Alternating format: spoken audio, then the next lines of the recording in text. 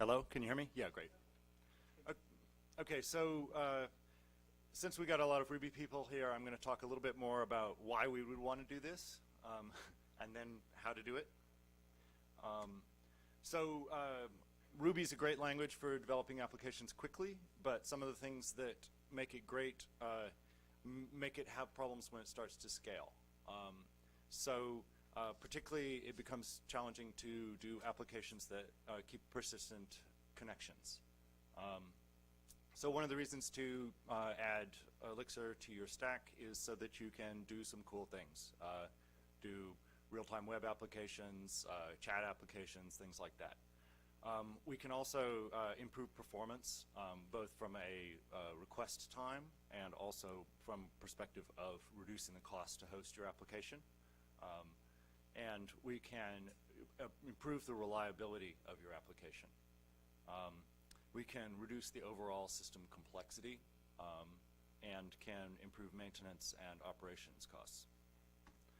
So my story, I started out in telecom, voice over IP, supply chain applications, and in 2005 I started a product development consultancy using Rails. And then we got, one of the first projects we got was a bus route management system, which was basically IoT 1.0, sending messages from buses to the server, making decisions about when they're going to arrive at the next station, helping to manage the bus routes. And that involved a bunch of network communication. And I got tired of doing that in C++ and wanted to do real-time web interfaces with maps and alerts. And Rails, at that point particularly, was challenged by that. So I went looking around and found Erlang. So Erlang is a runtime and programming language created by Ericsson for building telecom systems. They had been having problems with their platform in C++ because it was unreliable and just getting out of control. So they put their researchers on the job, and they built a system designed to create highly reliable systems because telephone systems can't go down. Highly concurrent because you have tens of thousands of simultaneous phone calls, and distributed because reliability requires more than one machine. If your server dies, you're dead. And Erlang is basically practical. It's not functional programming from type theory and academia like Haskell. It is get things done. So one of the goals is to isolate each request from the other ones. So if you have a bug in one thing, it doesn't affect anything else, and you can scale because each request is independent. It has patterns built into the platform to do state management and for handling errors.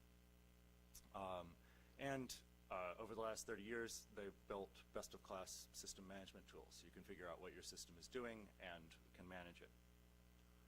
So it's great for network communication systems.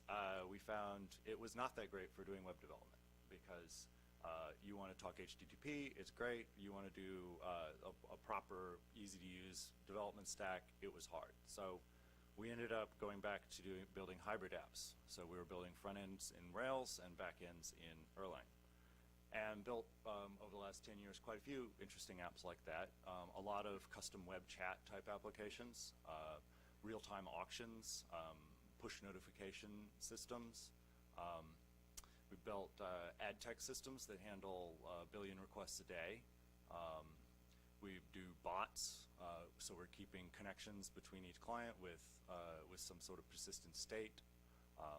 Do embedded systems, so that means things like video processing and other interesting embedded applications, IoT, and healthcare and financial services where it needs to be secure and reliable.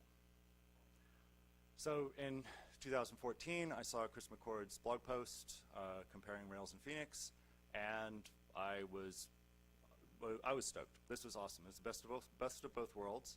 I get the ease of use of Rails and the power of Erlang. So I have a similar syntax and a similar structure to the Rails applications with MVC, but I get less magic, better performance, ability to make next generation applications, and at that point I switched all of our new development over to Elixir. So performance. Phoenix is typically 10 times faster than Rails, and there are some simple reasons for that. For one thing, it's compiled instead of interpreted. Ruby does a lot of things at runtime, and they can be done beforehand. So for example, in Elixir, it compiles the views into a function that gets called. It compiles the routes. So we don't have to do work on every request to figure out what the route is. We just do pattern matching. And it's got one of the famous features of Elixir is hot code updating, which is really cool if you're building telephone switch, but is sort of unnecessary for most of us when we're doing blue-green application deployment or something like that. But where it really becomes interesting is in development. So if, like me, you've got PTSD from doing Java J2E development where it takes 5 minutes to deploy an update to the server, with the hot code updating, as soon as I make a change to a file, the system will compile it and reload it into the running interpreter. So this gives us the best of both worlds. We get the speed of compiled code, but we also get the speed of development of incremental updates. So another thing that Phoenix does is, Jose Valem was building big Rails applications and ran into problems with database. So things that happen automatically, like automatically loading independent records, that causes problems when you get bigger. So the database system is optimized more. So it just doesn't assume things. You have to be a little bit more explicit, but it ends up being a lot faster on bigger systems. It's also more static when it comes to defining your schema. We're not querying the database to get the metadata to figure out what the columns are so that we can build a dynamic HTML, dynamic SQL query. So in some sense, it's just math. If you've got 100 millisecond request time, then you get 10 requests per second per CPU core. 10 milliseconds is 100 requests per second. 1 millisecond, 1,000. And note we've got per CPU core. So if you can make use of all of your cores, then life is better. But the most interesting thing is about concurrency. So concurrency is about making better use of the resources that you have.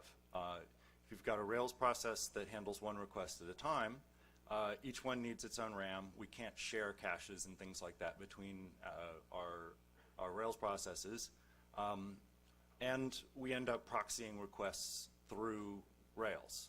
So a request comes in, it talks to something else, like the database, and comes back. And while it's doing that, it's wasting those resources because they're just sitting there waiting. Same thing if you're talking to an HTTP API in the back end. And even worse, if you've got something like an Elasticsearch query that takes 30 seconds to run, it just is very inefficient. And when we get inefficient like this, it causes our system to become more complex. We say, all right, we don't want the user to wait for us, so we're going to put it into a background job, and then we've got a background job handler. We've got lots and lots of caching everywhere, and we have to do cache invalidation. We've got more components in the system and less reliability. And a lot of these systems don't handle load very well. So they will take as much load that comes in, and if it is more than your system can handle, they crash. So we need to be smart about how we receive load. So Elixir and Phoenix are designed with concurrency in mind. So it has a single virtual machine. Processes are extremely lightweight. We can effectively have unlimited processes. So we can keep 2 million connections open at the same time on the same server and no problems. So we can have shared resources across all of our requests. So we can have an in-memory key value store that takes a microsecond to do a lookup, and we share that across all of our requests. But we get a similar programming model to Rails. So you don't have to completely learn a new way of doing things with callbacks. You don't need to completely change your application to use JavaScript on the front end. You just basically do the same thing. But we also get the ability to build stateful apps with the frameworks. So in some sense, we could say, all right, we're going to put the band back together. Instead of breaking things into a whole bunch of little pieces, we can put everything on the same server. And public web, content management system, back-end admin, Mobile APIs, real-time communication, third-party integrations, background jobs, everything is the same VM on the same server, and it becomes easier to manage. But then you're saying, well, shit, my system is so big, I need to break it up because of teams. So what we can use is some of the features that are built into the Phoenix system to create what are called applications, which allow us to have multiple teams working on the same system, but we keep them separated in terms of the release cycle. So we don't have to break it up into a microservice and talk to it via HTTP just because the team has gotten to be too big. So topic of the talk is incremental migration. So here are some common scenarios that we see. You know, we've got customers who have big SaaS Rails applications running. You know, they've developed over the last 5 years. They're getting 1 million requests a day, and they're just hitting heavy costs associated with their hosting bills. So we just need to figure out how we can incrementally change some parts of this where we keep their investment, we keep the system working, but we make it work better. So if you need to implement some of these fancy things, you know, we can plug in Elixir and use do your web chat. They're great tools like that. You know, we've got model view controller, and now we've also got channel. So there's a standard framework for that. One thing that we commonly see with customers who have mobile apps is the back end is all Rails. They wrote their API in Rails, and 95% of their traffic is coming from their mobile apps. And so we can easily just cut that API piece off and then make it talk directly to the same database and optimize that. And they get to keep their same investment in Rails and use that system, but the API is moved off. We can also switch over to GraphQL, which is a better way of doing APIs because it's fundamentally more efficient on the network. And there's a great GraphQL implementation for Elixir, and it works with Phoenix. We can also protect the back end. In some ways, you know, the biggest load that we get on modern systems may be abuse. So we get DDoS attacks, or we get somebody trying to scrape your site and not rate limiting anything. And so you find that you get tremendous amounts of traffic coming in, and maybe it's okay, but you'd just rather filter it. And so if you've split everything up into little tiny pieces, you can't coordinate that filtering. You can't identify fraud or abuse. So putting a front end in front allows us to control that. And then if we can address that sort of proxying via Rails problem by splitting off those pieces that involve a lot of back-end stuff and handling them in Elixir. So the process is pretty similar for all these things. We've done the same kind of thing for Django apps and PHP apps and whatever. So the first step is to know what you're working with. So we start by monitoring the system and analyzing the traffic that we've got. So that means connecting to a system like Datadog or Prometheus, maybe Elasticsearch, Kibana, to collect log data, and then look at the traffic. You will be surprised what kind of weird stuff is coming in on a large system. And then we count things. How many requests are we getting? What is our response time? How many errors are we getting? And figure out where the problems are. The 99 percentile time is much more interesting than the average time, because the average time just hides all of your problems. You focus on the edge cases, and then you identify where you need to move forward. So we identify and classify the errors. Then we prioritize.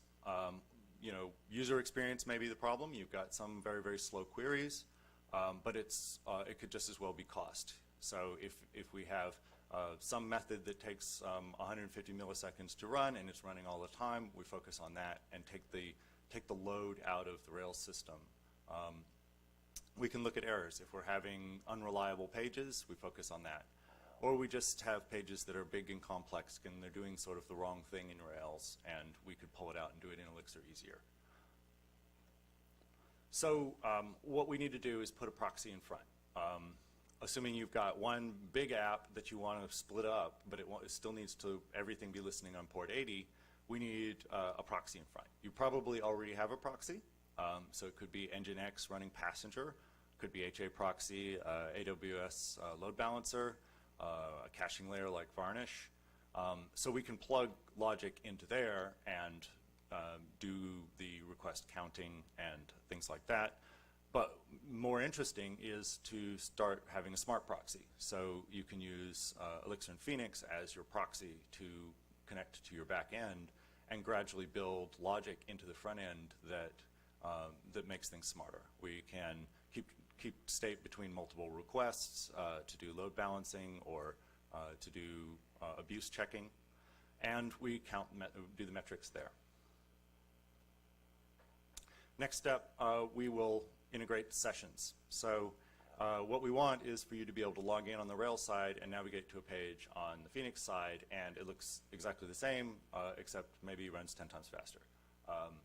So what we need to do is integrate the session mechanism. So probably that means a cookie. It could be a session in the database. It could be a session in memcached. It could be a JWT token. So we need to hook these things together. Next step, integrate the UI. So we take the Rails templates and we implement the same layout in the Phoenix side, and then now they're the same. Then we start to get into the real work. We'll implement specific HTTP routes, test them, and monitor in production and repeat. And one thing that's kind of interesting is sometimes we, particularly with APIs, we can make sure that we're giving exactly the same result from the new code as the old code by running the requests in parallel and capturing both sides. With website, that becomes a little more challenging because it's all messy HTML that may be slightly different, but this allows us to be very, very confident that we haven't broken anything, and we can change the wheels on the car as it's driving down the highway. So again, GraphQL is a great way of building mobile APIs. It's really, I would say, essentially every mobile API should be using GraphQL instead of REST. It gives fundamentally better performance because we don't have so many round trips. And it is easier to evolve over time because we don't have to have versioned APIs for every single change that we have to keep up to. The client just asks for what it wants and it gets it. And if we added a field, it doesn't need to know or care. A lot of people are hitting this performance problems and they say, well, okay, I need to switch to GraphQL plus React. And that's okay. But it's also not necessary because if you've got Phoenix, CRUD is also fast.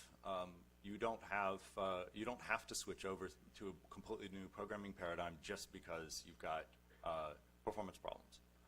And then we can add channels for interactivity. So we can use the Phoenix channels mechanism to push data into the front end and then react to that and update the page if we need to, but not just to build a single page application. So Absinthe GraphQL server integrates with Phoenix, and we can also use that as the way of proxying to backends. So we can talk to GraphQL on the front end and then turn that into REST requests on the back end. So you don't have to change everything all at once. So generally speaking, what we want to do is improve the architecture. So taking advantage of the kind of philosophy of Elixir and functional programming in general, we can improve the way that our applications work. And we want to avoid having accidental complexity in our system. So the accidental complexity is when it doesn't match the real connections that we have in our system. If you have a request, that's your basic level of concurrency, and we don't want to have it split into pieces and handed into the back end and handed back and forth just to coordinate something that's just fundamentally one request. Similarly, if we have a chat system, well, then we've got users, and users are connected, and users are part of rooms. That is our fundamental unit of the system, and we want to combine everything in the right way. And when we've got processes in Elixir and they're free, we can use those processes to keep that kind of connection, that keep those logical components of the system together. And generally speaking, splitting everything into tiny pieces just does not improve life, both from a performance perspective and an overall complexity perspective. So functional programming in small is one thing, like object orientation, but it also applies at the larger scale of the system. So we receive a request, we transform it, we send the response back. Ideally, these things have no side effects and they don't have any shared state. So every request is independent. We don't have global variables inside of the Rails system that are used to keep track of stuff as the requests, just so that we don't have to pass it as parameters. And then that becomes a bottleneck. It keeps us from being able to handle more than one thing at once. Every part of the request handling should be part of the request itself, an input structure. So we receive the input, we add things to it, we transform it, we give it back. It doesn't have anything to do with any other request. So ideally, no shared state. Most applications, well, that's the whole point, is sharing some sort of state. So we end up with the database, and the database is the bottleneck for most real systems. So we need to get a little smarter about how we manage the database and say, well, a lot of stuff mostly doesn't change, so we could cache it. And in a Rails system where every request is independent and everyone has its own cache, then that doesn't work quite so well because we can't really share that state.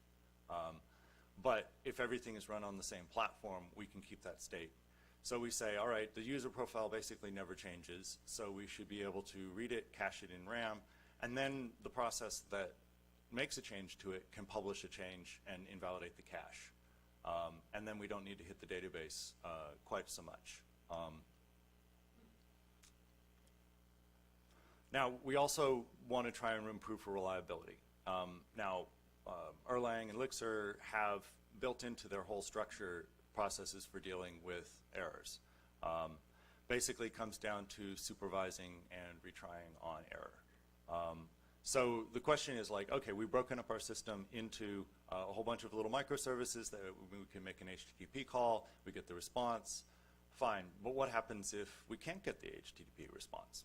So we end up building a lot of complexity into our system to handle retries and things like that as we are dealing with failures in a kind of an ad hoc way.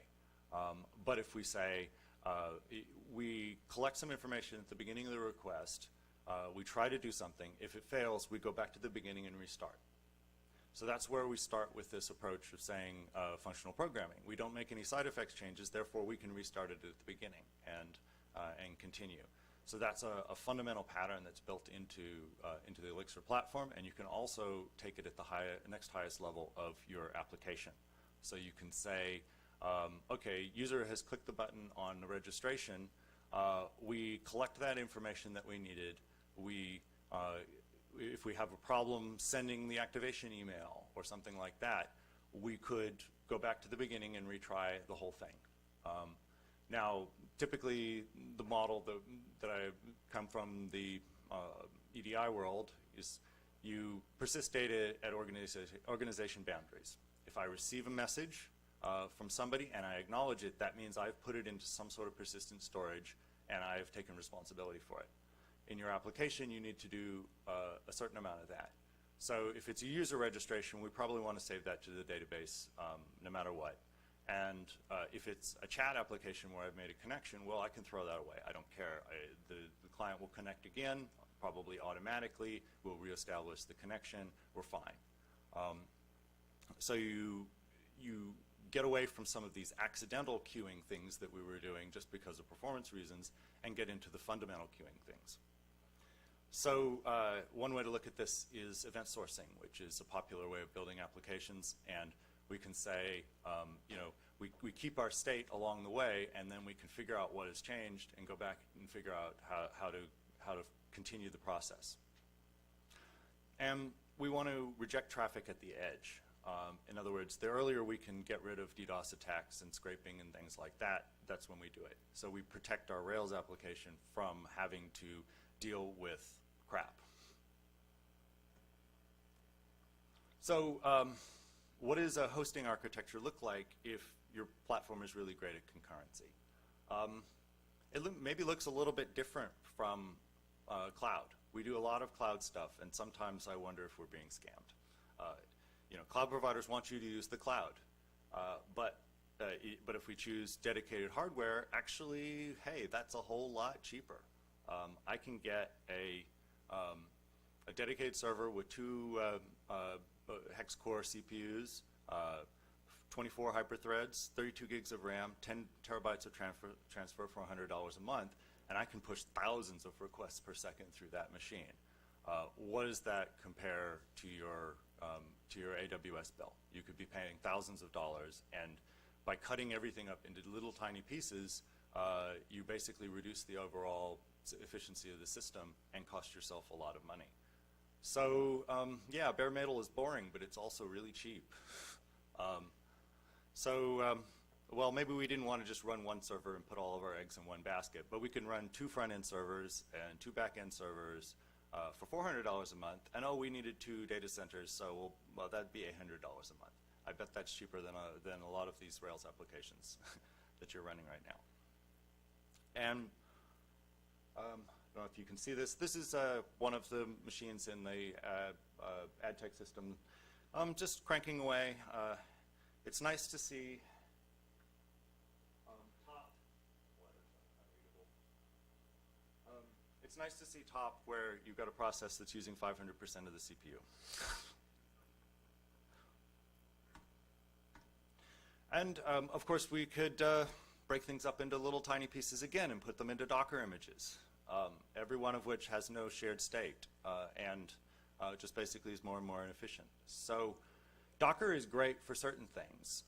Docker is great for if I'm running a whole bunch of different applications on the common infrastructure, I need to be able to not have a common way of deploying apps. I don't want every app to be its own little snowflake. I want to have common modules. But each of those needs to have enough resources. If your system is not concurrent, well, who cares how many CPUs you give it? But if your system can handle 32 cores at once, well, yeah, give it some resources. And again, the Elixir system has solutions to handle this kind of problem. We can break things up into pieces without having to put them into separate containers and have, now I'm going to run 12 different Docker images just so that I can bring up a development environment. Just run one, that's fine. So any questions, comments?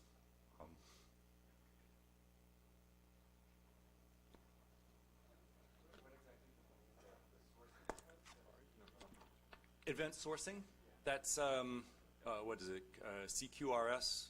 Basically what you do is, there's a model where you let's say I've got a user, a great example is a credit card payment. So I can say, okay, I have an order. That order is talking to a credit card gateway. We have the order, and we update the state of a field that says where we are in the process. The order has been created, the order has been acknowledged, and so on. Now, updating that record loses information over time. You only keep the current state of things, whereas you can keep a record of each event that comes into the system. As it comes in, it goes into basically an audit log. And then you summarize that audit log potentially into some sort of order object, which for performance will keep the current state of the system. But it allows you to basically have a process that has multiple stages and keep track of it along the way. And if it breaks, you fix it. You can go back and fix your bugs by replaying all of your events and deal with them. So this is, it's a popular way of building complex applications that have multiple steps, and you can take the similar sort of approach to building your applications and decide which things should be in RAM and which things have to be persisted. So if your server got restarted or whatever, you would be able to follow on where you're going. You can also use this as an alternative to building job queues, where you have a background process that just figures out what the state of things is and does the right thing. You had a question on the caching in front of the database. As you grow into like having more than one front-end server, and you then need to know like where the cache has been invalidated, what are you guys using there? What is the best practice you found? Well, there's some distributed caching libraries that you can use. It sometimes depends on your application. One thing you can do is just use the Phoenix channels to push updates between machines. So every machine subscribes to a channel, and then I can, whenever I make a write to the database, I publish it to a user's channel, and the user's channel says, blow away your cache. So in a cloud environment, you might be saying, oh, well, I'm going to use Redis or Memcached or DynamoDB or something like that as your back end.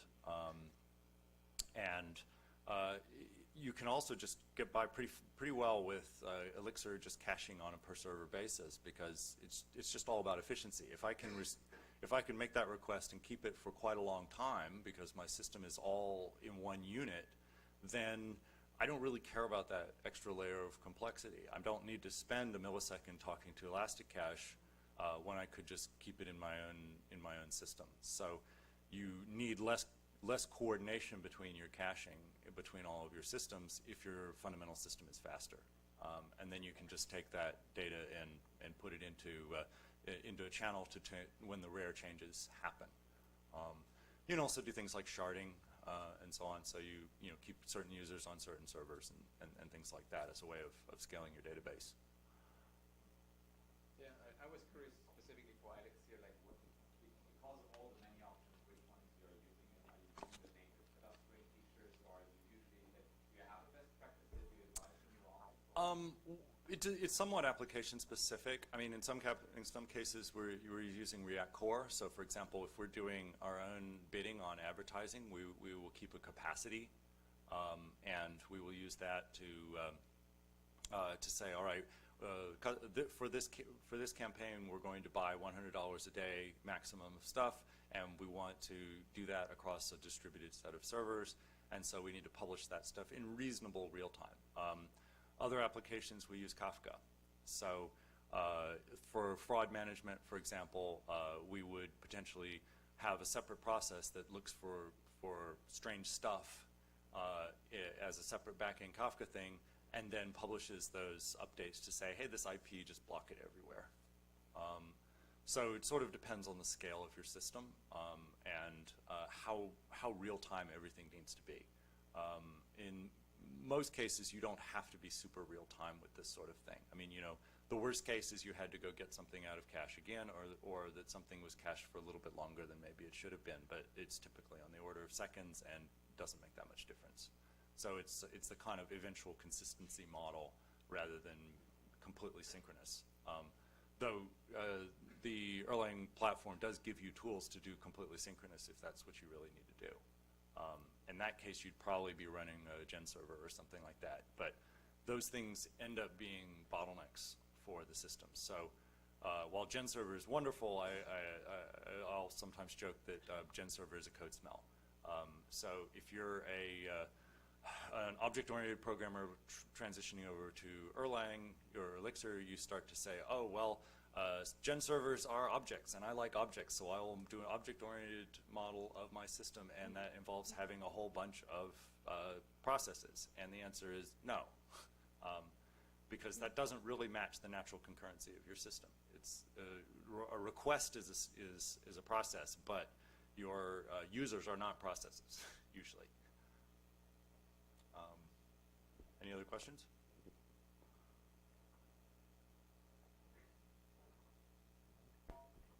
Hey, do you have some experience with migrating the user authentication and sessions? Like when you start using multiple applications, and one is in Rails and the other is in Phoenix, do you try to, I don't know, use some libraries that are exactly compatible, or do you extract it to a separate authentication service first? It depends on which authentication system you're using. So it tends to be very application specific. We've done things where the sessions were stored in the database. We actually we had to one time write a custom parser for the PHP pickling format, just so that we could grab user IDs out of their session. Generally speaking, most of these platforms have a way of of using an external store like memcached. And you might say, well, okay, it's using its own internal pickling format. Well, we could use JSON just as well. So we modify both sides of the application to be somewhat more standard so that we can share things more easily. You know, there's other options where maybe you've got your own authentication system on the Rails side and you need to switch to the, add something else. But at the login page, we could set a cookie. So we could do some sort of assigned cookie that every other piece in the system can just trust. So it doesn't need to log in again. That's particularly important if you're doing something where it's real-time web. So like in the auctions server, we had a lot of communication in the back end, and in fact, most of the work would have been going back and checking sessions. But using assigned cookie allows us to just basically trust that the client is connected. The HTML page loads, it puts the signed cookie in there. The JavaScript that talks to the server sends that cookie up in as part of its handshaking on every single request, and it works fine. So it's generally specific to the application and the authentication system that you're using, but there are some standard process patterns for that.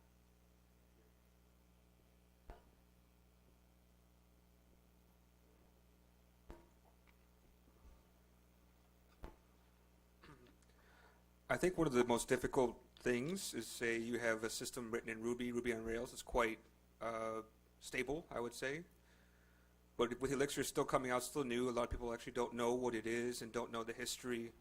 How do you convince a client to say, okay, we think that you should use this technology that's only been out for a couple of years.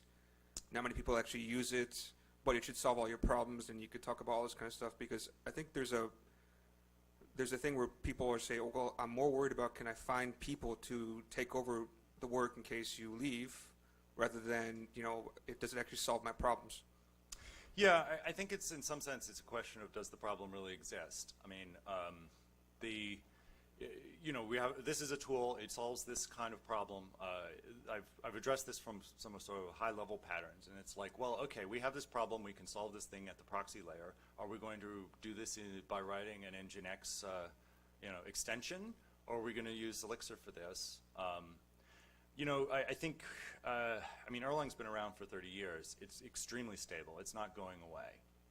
And, you know, if your worst case scenario was you had to rewrite your Elixir component in Erlang, okay, your system still works. And the kinds of people who can solve these sorts of problems are the kinds of people who can deal with Elixir and Erlang. I think it's sort of a trust aspect. I mean, I think the amount of churn that's going to happen in the Elixir language, I'm not really worried about. Basically, what you've got is the core of Erlang, because they're all running on the same VM, but they are adding features to make life better. You know, we haven't had huge compatibility issues between multiple versions of Elixir or Phoenix. We've been at this for 4 years. I mean, the kinds of problems that we've had with going from, you know, Rails 2 to Rails 3 to Rails 4 are much, much more serious than what we've seen with going from one version of Elixir to another. So I think there's a mindset change associated with doing functional programming, similar to when you go from procedural programming to object-oriented programming. It takes you 6 months before your class diagrams look the way they should. And with functional, you have a little bit of that. But I don't think that it's, it isn't a huge problem. We can, generally speaking, take people from Rails and have them be using Elixir productively on projects within a month, especially if they've got somebody who can review their code and say, no, that's too complex, just do it this way. I mean, there is a conservatism aspect to it, but the real thing is like, well, okay, can you solve my scaling problem? Yes, I can do that. I'm going to use this tool. Is that okay? Yes. You know, and if I decided I was going to use OpenResty or I was going to, you know, use HA proxy, they would say, okay, fine. So for us, it hasn't really been a huge issue, but you know, it is. People can be conservative. Any other questions? Thank you. You say that Gen server will be a bottleneck. Sorry? You say Gen server Gen server. will be a bottleneck. It will be a bottleneck. Okay. Yeah. So we build chat engine using Elixir from ground up, and we rely so much in Gen server. Do you have any tips or trick to get rid of Gen server? Yeah, so it's probably another talk, but in some sense, the point of a Gen server is to serialize a set of requests for shared state. The biggest thing you can use is ETS. So ETS is the in-memory key value store that is part of Elixir platform, and it can be accessed concurrently from multiple requests. It automatically serializes the requests between if you have people writing from both sides. It's basically one of my rules about Elixir is Ericsson ran into this problem at British Telecom 15 years ago, and they solved it. So if you're running into a performance problem, you can probably solve it by looking at the platform and seeing some of the tools that are there. So the Erlang term storage is a great thing. Disk log is a great thing. So you'll commonly run into bottlenecks with logging, and if you switch to disk log can handle 500,000 writes a second. Whereas if you try and run all of your requests through a single Gen server just because you want to write to a log file, you're going to hit a bottleneck. So there are some tips and tricks around performance tuning like that, and often it just comes down to architecting your system in the right way. All right, we're going to take